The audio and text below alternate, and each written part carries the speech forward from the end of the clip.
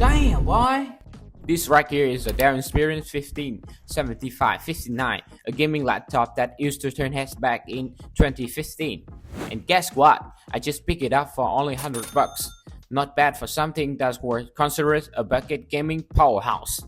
It's been nearly a decade since its first launch, and laptops come a long way since then.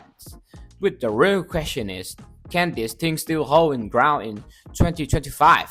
Let's power it on, see what's inside, and find out if my $100 deal was a hidden gems or just another airways pickup. On the market, this laptop usually goes around for $200 to $300, but I managed to swap mine for less than that. Of course, there's always a reason when something that cheap. As you can probably tell, this one has seen better days. The plastic trim is peeling off like it tried to escape. The metal parts are badly crowded, and the wheels, well, let's just say it's even like touch when make the screen swing like a playground swing. Looks like this thing didn't exactly live a public life with its previous owner, but enough about the flaws. Let's talk about what this laptop still had going for it on the outside. The last Inspiron I remember using was one of those old school Pentium powered bricks from the pre-widescreen era, so this already felt like a big setup. The Dell Inspiron 7559 stick to that classic black and red gaming themes. The lid is metallic with a red Dell logo, and while the hinge works fine, and wooden core is great. It feels a bit loose and doesn't inspire much confidence. The chassis has some flex too, but nothing that makes it unusable. The display in the metal 1080p IPS panel, not crazy bright, but decent colors and viewing angles for the age. Above insists a 750p webcam with dual microphones that actually perform better than I expect. Overall, for a budget gaming laptop from 2015, it's got more polish than you think, even if the hinge is a little sketchy. Powering things up brings us to what's inside the machine, and this unit is definitely a step up from the base model. Instead of the usual E5 6300HQ, this one comes with the Intel Core i7-6700HQ, a true quad-core chip with a hyper threadings and clock speed ranging from 2.6 GHz to 3.5 GHz. It was one of the Intel's best mobile CPU back in the Skylake era, and even today, it can hold its own on its everyday tasks and light gaming. For memories, it's got 16 GB of DDR3 RAM running at 1600 MHz. Kinda old school by today's standard, but still handle multitasking pretty well. For storage, there's a 128GB SSD that makes booting up super quick. First 1TB hard drive for extra space. A classic setup from laptop from the back in the day. And of course, the real star here is the GTX 960M with 4GB of VRAM. Sure, it's not a powerhouse GPU by today's standards. Even back then, the 970M was about 60 and 70 faster, but for 1080p gaming, it was surprisingly comfortable.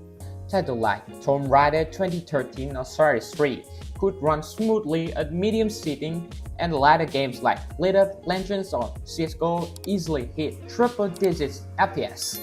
So yeah, this laptop isn't gonna replace a modern gaming rig or anything, but for its time, and especially at around $18, the Inspiron 7559 actually pack a pretty solid punch for a mid-range gaming notebook.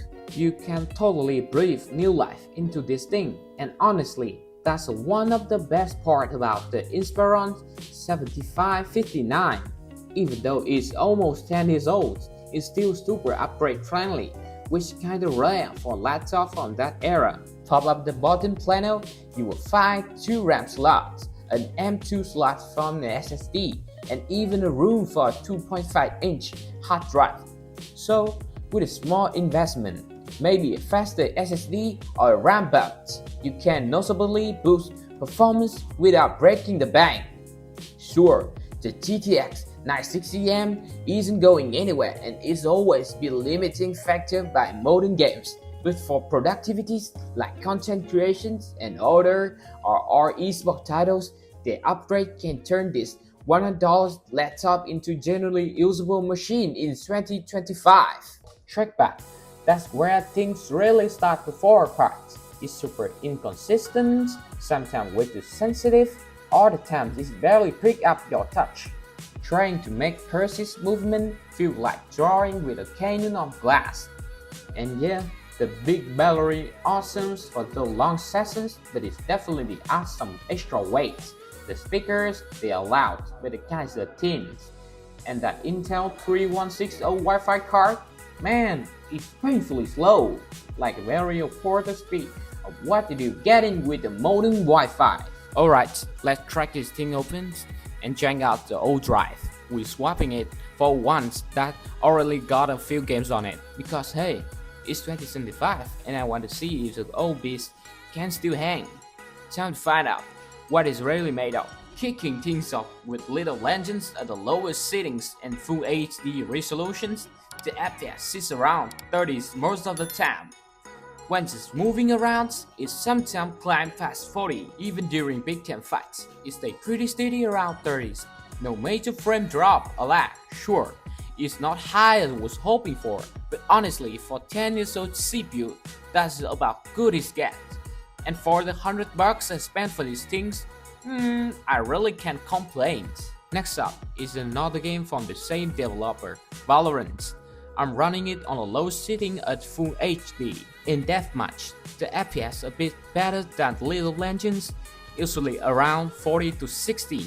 When I get close to the enemies or in a gunfight, it can drop to about 40s, but when just moving around, it goes over 60. The good thing is, it's really stable, no frame drop or lag, and so yeah, it's totally fine for anyone who just wants some casual gaming without caring too much about high performance. Switching down to HD made a big difference. FPS jumped to around 30s, and movement feel a lot smoother. Still, during fights and near NPCs, it dropped a bit again, making it hard to rate.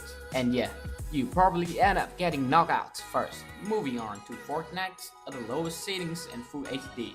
This 10 years old laptop had a hard time keeping up. The highest FPS I got was just over 20s, and it keep dropping, sometimes down to single digits. When near the enemies or in a fight, the game basically froze, turning you into an easy target. Switching down to HD made a big difference. FPS jumped to around 30s, and movement feel a lot smoother. Still, during fights and near NPCs, it dropped a bit again, making it hard to rate. And yeah, you probably end up getting knocked out first. Next up, the world's most popular game, Minecraft. I tested it out, H1 with stayed off, just walking around and breaking stuff. The FPS stay around 35 to 40s, not super smooth, but honestly decent. Even when flying heights and looking down, it still held about 30s. Gonna give some credit to this 10 years old CPU, it's really trying its best. Then I decided to boot a bit and set out a bunch of TNT. Yeah, that didn't go well. The FPS dropped straight to single digits, and the poor laptop couldn't handle all those explosions. After testing this 10 years old laptop, it's clear that while it can handle casual gaming, the real limitations come from the CPU. Most games like Little Legends and Valorant run decently. But once you jump into CS2 and Fortnite, the CPU bottleneck really show. For casual gaming, it still works, but modern hardware is definitely in need for smoother, high-performance gaming. If you found this video helpful, don't forget to like, subscribe, and hit the bell icon for more content. Thanks for watching and see you in the next one.